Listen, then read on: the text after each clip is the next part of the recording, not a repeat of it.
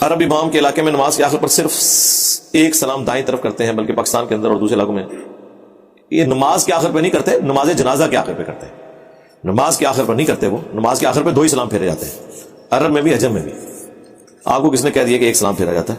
وہ نماز کے بعد جو جنازہ ہوتا ہے نا، جنازے میں ایک طرف سلام ہوتا ہے، اور سنت یہی ہے. پچھلے دنوں میری ویڈیو بھی ریکارڈ ہوئی تھی، وہ ہم نے رات کو اپلوڈ کر دیا، نماز جنازہ کا سنت طریقہ. بڑے لوگوں کی ڈیمانڈ تھی جی نماز جنازہ کا سنت طریقہ بتائیں، تو میں نے سارے اختلافات اس میں ڈسکس کر دیے ہیں. جو تقی عثمانی صاحب نے وہ ایک جنازہ سورہ فاتحہ اس میں پڑھ دی، تو وہ حنفی سارے ان کے پیچھے پنجے جاڑ کے پڑھ گئے. آپ اندازہ کریں کہ جس نے پوری زندگی اپنے فرقے کی خدمت کی ہے، ایک مسئلے میں اس نے کوئی گالی نہیں نکالی اپنے فرقے کو، نہ یہ کہا کہ ہمارے فرقے والے غلط جنازہ پڑھا رہے ہیں، صرف اس نے سورہ فاتحہ جنازے میں پڑھ دی ہے تو سارے کہہ رہے ہیں انہوں نے شیخ الاسلام بنایا. تسی بنایا سی، تو شیخ الاسلام سی نا.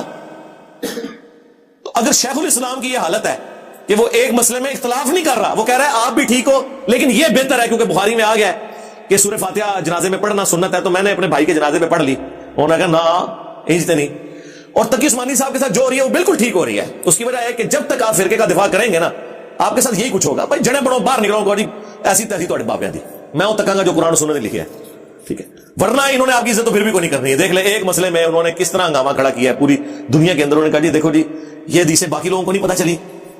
تو ایک دروازہ الحمدللہ انہوں نے اس دور کے اندر اپنے فرقے میں کھولا. ویسے تو ہم نے ان کے دروازے ہی توڑ دیے ہیں، کھولنے والی تو بات ہی کوئی نہیں رہی ہے. انہوں نے ننگے ہو کے سارے نظر آ رہے ہیں. لیکن چلیں اپنے فرقے میں اگر کوئی پاگل تھے جو جن کے سامنے کھلے ہوئے دروازے تھے اور جان بوجھ کے انہوں نے اپنی آنکھوں کے آگے کوئی پردہ کیا ہوا تھا، تو ان کو بھی اب نظر آ گیا کہ تمہارے اپنے ابے نے مان لیا ہے. آپ فکر کرو کہ تمہارے اپنے ابوں کے جو جنازے میں ان کا کیا بنے گا. ٹھیک ہے. شیخ احمد سرندی جسے یہ مجدد رفسانی کہتے ہیں، اس نے مکتوبات میں لکھا ہے کہ جب سے میں نے یہ حدیث پڑھی ہے نا بخاری مسلم کی، لا صلاۃ لمن لم یقرأ بفاتحۃ الکتاب، جو سورہ فاتحہ نہیں نماز میں پڑھتا اس کی نماز ہی درست نہیں ہے. تو میں اس وقت سے نہ ڈر گیا اپنی نمازوں کے بارے میں، کوشش کرتا ہوں میں امام خود ہی بنوں. چونکہ میں حنفی ہوں تو حنفی تو امام کے پیچھے فاتحہ نہیں پڑھتے، تو مجھے خطرہ لگا رہتا ہے پتہ نہیں میری نماز ہو رہی ہے نہیں. تو میں کوشش کرتا ہوں کہ میں نماز خود پڑھاؤں تاکہ فاتحہ تو پڑھو. اور ماموں پارٹی پچھلے دن نماز نبی کو فکر کر رہا، اپنی نماز ہی تو فکر ہے. کتنے یہ خود غرض ہیں. یہاں کو کہتے ہیں اپنے مریدوں کو جنت میں لے کے جائیں گے، اور ادھر ہی تم لوگوں کے ساتھ 2 نمبریاں کر رہے ہیں. وہ کہہ رہے ہیں ہمیں اپنی نماز کی فکر ہے، ہم امامت کروائیں گے. اور یہ کون ہے جسے دیوبندی اور بریلوی کہتے ہیں 1000 سال کا مجدد رفسانی شیخ احمد سرندی، یہ خود اپنے بارے میں لکھ رہا ہے. مجھے بتائیں ان لوگوں کے کردار کیا ہیں، خود پڑھیں. وہ کہہ رہے ہیں منو اپنی ٹینشن لگی ہے کہ چلو یار میں جماعت کراواں، میں تو فاتحہ پڑھانا، یار میرے پچھلے جان پہاڑ اور پچھلے اسی پہ امید لگا کے بیٹھے تھے، وہ تو لکھ کے دس رہے ہیں کہ میں 2 نمبری اتنے پہ کرنا کہ میں تمہیں ویسے ہی. یہ حالت ہے ان کی. ہاں جہری نماز جو ہے نا جس میں امام بلند آواز سے کرتا ہے، اس میں مقتدی کا سن لینا کافی ہے کیونکہ سننا پڑھنے کے حکم میں داخل ہے. لیکن سر جاری رکھتے تو صرف 6 ہیں، 17 میں سے 6 رکھتے جاری ہیں فرض کی، 11 تو ساری سیرن ہے. زہر کی 4 کی 4، عصر کی 4 کی 4، مغرب کی آخری 1 اور عشاء کی آخری 2. یعنی جو 17 رکھتے فرض ہے نا، 2 فجر، 4 زہر، 4 عصر، 3 مغرب اور 4 عشاء، ان 17 میں سے 11 میں فاتحہ آپ نے امام کے پیچھے پڑھنی ہوتی ہے، جس میں امام خاموشی سے پڑھ رہا ہوتا ہے، یعنی آہستہ آواز میں. خاموشی سے تو نماز ہوتی نہیں ہے، زبان ہلنا تو ضروری ہے، اپنا سننا تو ضروری ہے. یہ اس میں بھی نہیں پڑھتے، دکانوں کے حساب کرتے ہیں زہر اثر میں.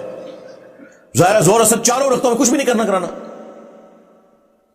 اور یقین کریں عام آدمی زہر اثر میں سورہ فاتحہ اور سورت پڑھتا ہے جب تک کہ اسے مولوی نہ کاٹ لے اور اسے بتایا کہ نہیں پڑھنی. آپ میں سے بھی اکثر لوگ ہوں گے، آپ کو نہیں پتا ہوگا، زہر اثر میں بھی پڑھتے رہے اور پھر کو مولوی کاٹتا ہے آپ کو کہتا نہیں یہ بھی چھڑ دو، حالانکہ عقل نہیں کام کرتی. یار اگر چھڑ دی تو کیا کریے، دکان تو صاف کریے. ہاں جب امام قرات کر رہا ہے اس وقت سن لیں، ٹھیک ہے، وہ سمجھ آتی ہے. تو یہ لوگ تو بالکل فاتحہ کے دشمن ہیں. تو آپ دیکھیں تقی عثمانی صاحب نے فاتحہ کیا پڑھی ہے، وہ سارے ان کے دشمن ہو گئے.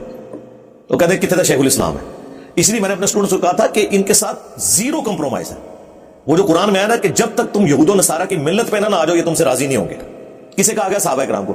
صحابہ کو بھی یہ فہم تھا کہ یار ہم حضرت عیسیٰ کی اتنی عزت کرتے ہیں، حضرت موسیٰ علیہ السلام کی اتنی عزت کرتے ہیں، تو یہودی اور نصرانی ہم سے کیوں بغض رکھتے ہیں؟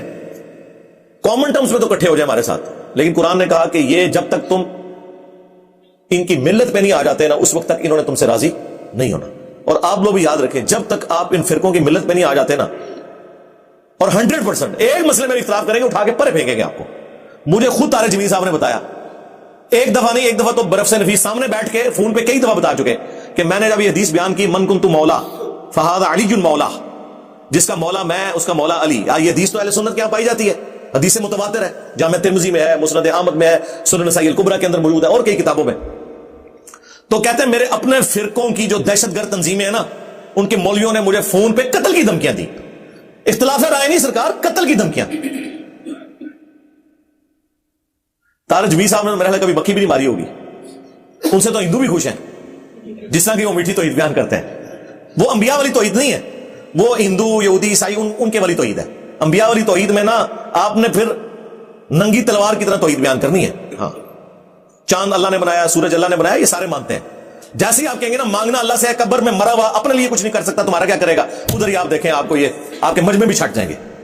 اور اگر آپ یہ توحید بیان نہیں کر رہے تو بس چھوڑ دیں، پھر وہ توحید ہو ایک اس طرح کی توحید اللہ کو مطلوب ہی نہیں ہے کہ آپ صرف اتنی توحید بیان کریں. نبی علیہ السلام دنیا میں اس لیے نہیں آئے کہ ادھوری توحید بیان کریں. لیکن میں آپ کو بتاؤں کہ انہوں نے اپنے فرقے سے اختلاف نہیں کیا. یہ نہیں ہے کہ دیوبندی مانتے ہیں کہ یہ حدیث غلط ہے، کہتے ہیں حدیث ٹھیک ہے لیکن ساری صحیح گلاں کرنی بھی تو نہیں چاہیے. ہاں بس وہی گل ہے، دوسرے نو تقویت ملتی ہے. اس سے آپ اندازہ لگا لیں ان کا دین سے کوئی تعلق نہیں ہے. ان کا ٹوٹل دین یہ ہے کہ کس چیز سے دوسرا ناراض ہوتا ہے وہ ہم نے بیان کرنی ہے، اور کس سے اپنا خوش ہوتا ہے ہم نے وہ بیان کرنی ہے. ہاں دیکھیں نا ان کی دکانیں پھر کیسے بند ہوئی ہیں. وہ آپ نے وہ دیکھی ہے، وہ ایک اینیمیشن، وہ کارٹون ٹائپ ایک جو بھائی نے بنائی ہے. ہاں 4 دکانیں جڑی ڈگیاں نے. ہاں تو یہ ایسے ہی ہوا ہے نا.